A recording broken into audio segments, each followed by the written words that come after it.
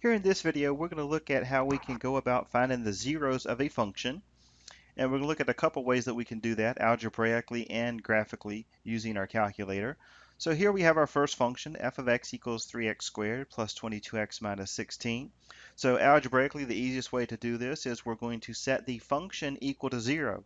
So that means we're going to let f of x equal 0. Now remember, f of x is really the same thing as saying we're going to let y equal 0. So we're taking 3x squared plus 22x minus 16, and we're going to make this f of x equal to 0, which is our y value. So if y is 0, then that means we are looking at the 0 where the function crosses the x-axis. So now we have a nice trinomial, hopefully that we can factor this expression here. Now to get 3x squared, the only option is going to be 3x times x. Now for 16, we could look at the factors of 16 would be 1 and 16, 2 and 8, and 4 times 4. So we need to figure out what combination here is going to give us a negative 16, and then also when we add these together, we're going to get 22. Now we also have to keep in mind though, whatever number goes here is multiplied by x, and whatever number that goes here is going to be multiplied by 3x. Now I'm going to guess that 1 and 16 is probably going to be, the 16 is going to be too big, so I'm going to take 2, 8 as my initial guess. And I think I'm going to put 2 here and 8 here. And because we want a positive 22, I want to have a positive 8 and a negative 2, so that when we multiply here, we get a negative 2x. 3 times 8 is going to be 24x. 24x minus 2x gives us the 22x in the middle. And then, of course, if we multiply negative 2 and 8, we get a negative 16. So 3x minus 2, x plus 8 would be our factors for this particular function. So we would simply take 3x minus 2, set this equal to 0, take x plus 8, set that equal to 0, and we end up with 3x equals 2. So therefore, x equals 2/3. And then x equals a negative 8. Now, when we say that 2/3 and negative 8 are the zeros of the function, basically what we're saying is that when your x is 2/3, we know then that our y value is 0, and that's what we did up here. We set the function equal to 0. So when x equals negative 8, your y value is 0. And essentially, when you're saying you're finding the zeros of a function, another term would be you're finding the x-intercepts, and sometimes it says you want to find the roots. So there's the same terms. If you're looking for the roots, the x-intercepts or the zeros of a function, you're basically looking at where does the graph cross the x-axis, where your y value is going to be equal to 0.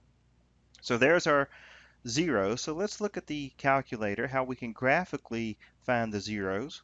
If we go to y equals, we can type in the function 3x squared plus 22x minus 16, and I'm at zoom 6, which is zoom standard. And if you notice the graph, we end up with a parabola. Now the bottom of the graph goes off the screen, and for this particular case, I'm not worried about the bottom part of the graph because I'm really concerned about where does it cross the x-axis. And we can see the two places right here. It crosses the x-axis here on the left and over here at the right. And if we hit our second function here and trace, because above trace, notice it says calculate. If we hit trace, we can calculate the value or the 0, the minimum, maximum, and some of these things we'll look at later. But number 2 says 0. We want to calculate the 0. So I'm going to select number 2. And your calculator now says left bound. Well, if I want to find the 0 here on the left, we need to move the cursor to the left of this location. So I'm going to use the left arrow, and I'm going to keep hitting this button until we get to the left of that point. And eventually here we should see the cursor show up, and here it comes. Now we want to go to the left of this point, so I need to go up here above the x-axis a little bit. So here's my cursor. It's left bound, so I simply hit enter. And if you notice when I hit enter, it puts a little arrow up here at the top. And now it says right bound. We want to move to the right of our point. So here's my cursor down here. Maybe a little hard to see because of the words, but here's it flashing to the right of the point, so we hit enter. And notice it puts another arrow up here. And what we've told the calculator now is we set this left bound and the right bound, and now the calculator says guess. We want to find the x-intercept, or the zero that falls within this left and right bound. So we're telling the calculator, look in between these 2 points to find where the y value is 0. So we're going to help the calculator by moving the cursor as close as we can, and then we're going to guess and hit enter. And if you notice here, it tells us the 0 is x equals -8. Now, for some reason over here, you notice the y value is a -1e to the -11. Well, this number is essentially 0. Sometimes your calculator gives you this scientific notation, which is -1 times 10 to the -11. And if it's -1 times 10 to the -11, that means you're going to move the decimal point 11 places to the left, which is essentially 0. And I'm not sure why the calculator does this, but we can tell from the cursor that your y value here is 0. And if you want to find the other 0 of the function over here at the right, you would do the same thing. We could set second function and trace, and number 2 is your 0, and now we have to find the left bound, so we want to move the cursor over here to our point, and we want to be to the left of our point. So here's our cursor, hit enter, there's our left bound, and if we move over here to the right of the point, we can hit enter, and then we want to move the cursor close as we can and make our guess. And notice we get an answer of 0.6 repeating and y equals 0. So x equals 0.6 repeating, which matches with our answer of 2/3. And the other 0 was a -8. So that's how you can find those graphically as well, using the TI-83 or 84 calculator. All right, here we have another example. We want to find the zeros, and again, you could go to the calculator, but I'm not going to take the time to do that. I want to look at how we can do this algebraically. So we're going to take the function here, x squared minus 9x plus 14. Now I'm going to show you a little bit of a shortcut here. Normally you say, well, we're going to take x squared minus 9x plus 14 all over 4x and set the whole thing equal to 0, because we want to take f of x and make that 0. Now, anytime you have a fraction, if you think about this for a second, what's going to make this fraction here 0? Well, we know the denominator can't be 0 because that's undefined. The only way that this piece is going to go to 0 is if the numerator is equal to 0. So really, all we have to do is find out what's going to make the numerator 0. So the shortcut is take x squared minus 9x plus 14, which is the numerator, and set that equal to 0. That's going to make the entire function 0, because you would have 0 divided by some number, which is going to be equal to 0. Now, if you don't understand that, or if you get a little confused with just taking the numerator and setting that equal to 0, think of it this way. What is going to be your first step over here? Well, we need to get the 4x off the bottom. Well, how do you do that? Well, we're going to multiply both sides of the equation by 4x. Well, if that's your first step, the 4x cancels out, and of course 0 times anything is going to cancel, so that's still going to be 0. So what do we have? 0 equals x squared minus 9x plus 14, which is the numerator.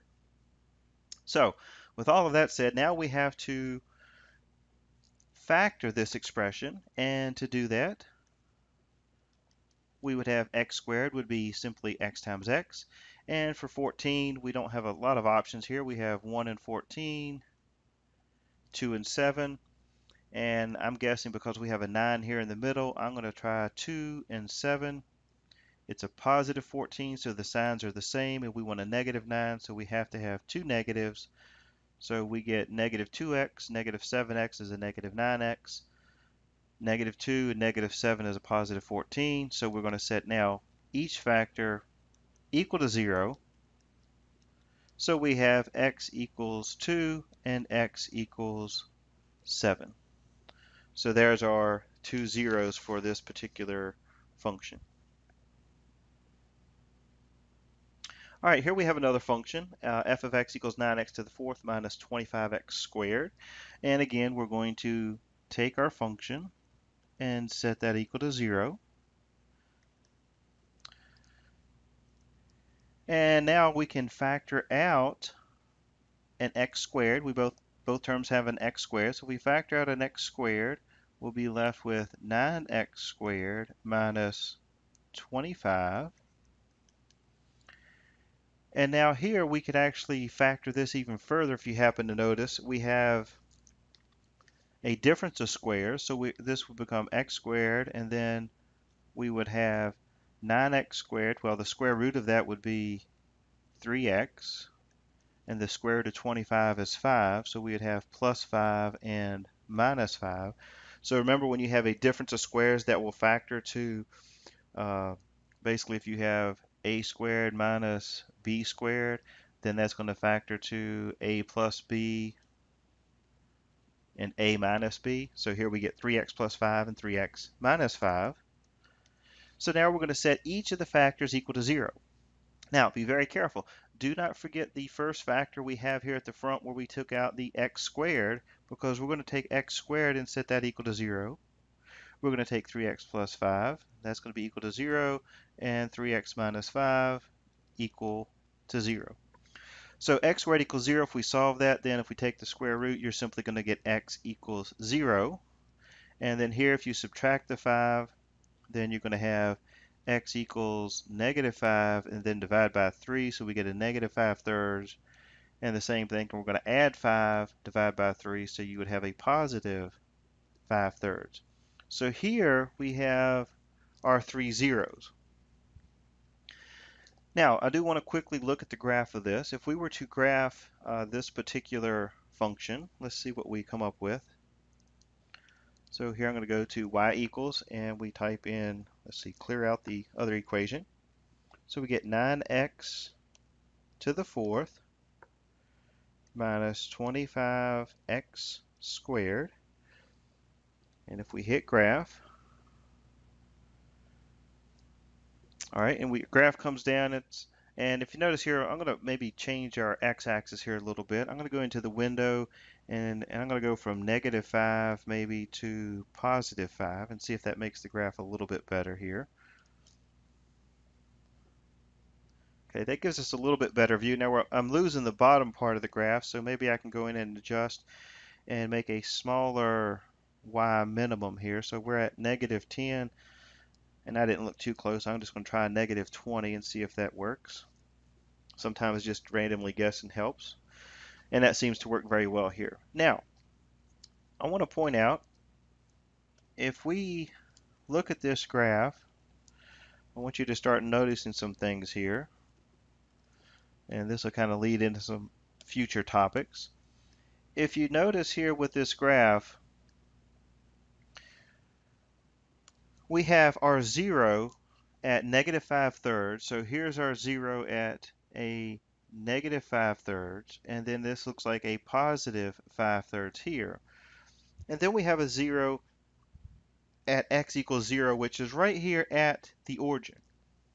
Now, if you notice, the graph at -5/3 crosses through the axis, and also at +5/3. But what happens at 0? Notice the graph doesn't actually cross through the x-axis. It goes up, touches, and comes back down. And the reason that happens is, I'm going to mention this, and we'll later on talk more in detail about this. But if you notice over here, when we had x squared equals 0, if I was thinking of breaking that down, we could think of x squared as really being what? X times x. So really what's happening here is, this is essentially saying x equals 0, x equals 0. This is called a repeated 0. And if you have a repeated 0 here that repeats an even number of times, such as x squared, then it's only going to touch the x-axis instead of cross through the x-axis.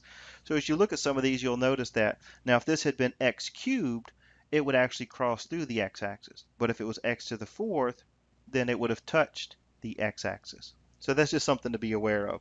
And again, you could use your calculator. If we went into second function and trace, you could set your left and right bound to find these actual zeros. All right, one last example here. We have a square root function, the square root of 3x plus 2. And once again, if we're finding the zeros, we're going to take our function, square root of 3x plus 2, set this equal to 0. And the first thing here is we need to get rid of the square root, so we're going to have to square both sides of the equation. So we would end up with 3x plus 2, and if you square 0, that's still going to be 0. Subtract the 2, and then divide by 3. So we have a negative 2/3. Okay. Now, if we go to the calculator and we put this in the calculator, this is one that's going to be a little tricky with your calculator. If we quickly type this in, second square root 3x plus 2, and again I'm going to go to zoom 6, which is zoom standard. Now if you notice your calculator with this graph, it goes down here at a negative 2/3, but it doesn't go any further below the x-axis. Now that's going to give your calculator a little bit of problem, because if we try to go to second and trace, I'm not sure that we can find the 0 this way, because when it says left bound, we need to go to the left of this point, and I'm not sure that it's going to let us do that because there's no graph here to the left of this point. Okay, well it seems like it may work here. So there's the left bound. So if I move this over to the right, hit enter, and then if we get here close and guess. Okay, and here's the problem. It says error, there's no sign change. So your calculator, if your graph stops, it doesn't calculate a sign change, because what your calculator is doing is when you look at the graph, it's looking at where your y value is changing from positive to negative, but because the graph never goes below the x-axis, there's never a negative y value. So your calculator is not able to find that particular value. So this is where you would have to rely on finding it algebraically, which is really pretty easy here. All right, so here we have a few examples of how do you find the zeros of a function. Simply set your function equal to 0, or you could possibly use the graphing calculator.